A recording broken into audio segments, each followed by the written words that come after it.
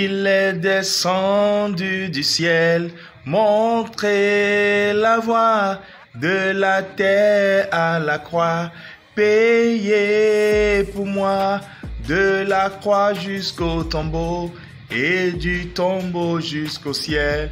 Seigneur, j'élève ton nom très haut. Amen. Bonjour, bienvenue dans Uppercut by Pastor G.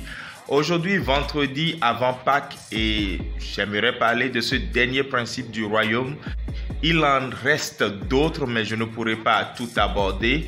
Il s'agit du principe du sacrifice. Philippiens chapitre 2, le verset 8 dit « Et ayant paru comme un simple homme, Jésus s'est humilié lui-même, se rendant obéissant jusqu'à la mort, même jusqu'à la mort de la croix. » Le principe du sacrifice nous dit que notre vie entière est une continuité de sacrifice. Le sacrifice n'est pas quelque chose qu'on paie en une fois et c'est fini. À chaque étape de notre vie, nous serons confrontés à des sortes de sacrifices à donner. Et retenez ceci, à mesure que vous montez en leadership ou en responsabilité ou en maturité, ça dépend, comprenez que vos responsabilités augmentent et que vos droits diminuent. Mais malheureusement, c'est le contraire qui s'observe. De façon pratique, ça donne quoi? Je vous donne quelques exemples. Enfant, vous aviez des droits et les parents s'efforçaient de les respecter. Et puis, vous commencez par grandir, jeune, vos droits diminuent et vos responsabilités commencent par s'augmenter. Et célibataire, vous avez peu de responsabilités, mais marié, vous avez assez de responsabilités. Sans enfant, vous avez peu de charges, mais avec un seul enfant, les charges sont déjà là et pèsent. La vie est faite de niveaux que nous franchissons au fur et à mesure que nous mûrissons. Et plus nous mûrissons, plus nous sommes confrontés à de nouveaux défis. C'est la raison principale pour laquelle, en fait, les gens échouent en business et font faillite dans les affaires. Parce que dès que les bénéfices commencent par rentrer, ils pensent automatiquement à des droits.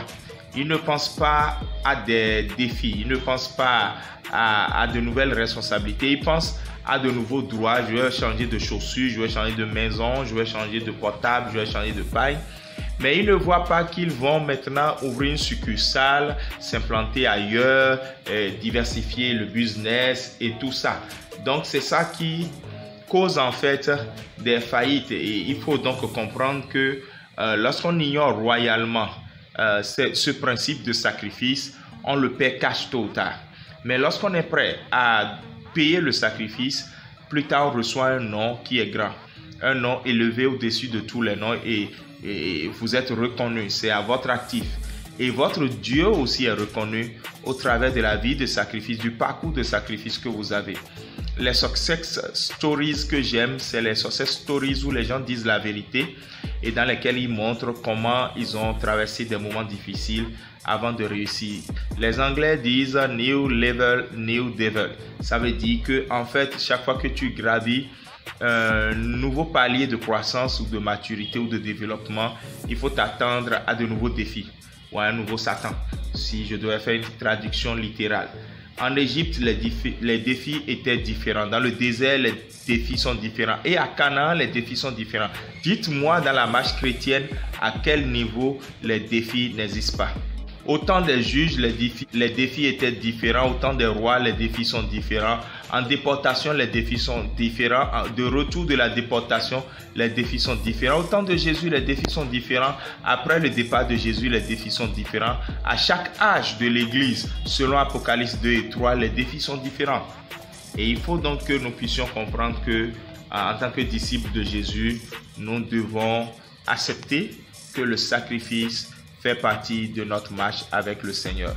Chaque jour, nous lever et porter une croix pour être un vrai disciple.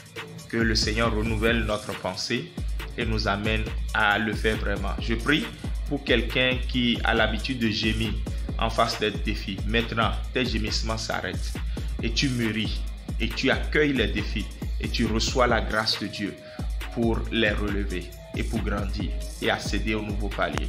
C'est ton tour de grandir. C'est ton tour de voir ton nom devenir grand. Reçois cela au nom de Jésus et va dans ce chemin. Amen. Et comme nous le disions, Uppercut by Pastor D aura 1 an le 16 avril. Quelle grâce! Donc, dès la semaine prochaine, nous commençons une série de ouf, comme le diraient les jeunes. En tout cas, je vous donne rendez-vous le lundi et vous allez voir, ça va nous conduire à l'an 1 de Uppercut by Pastor D. Merci de nous avoir appuyés, de nous avoir soutenus dans les prières, dans les remarques constructives. Merci d'avoir été notre partenaire dans cette mission et dans cette vision. Gloire à Dieu au plus haut des cieux. Shalom, béni saison Pascal.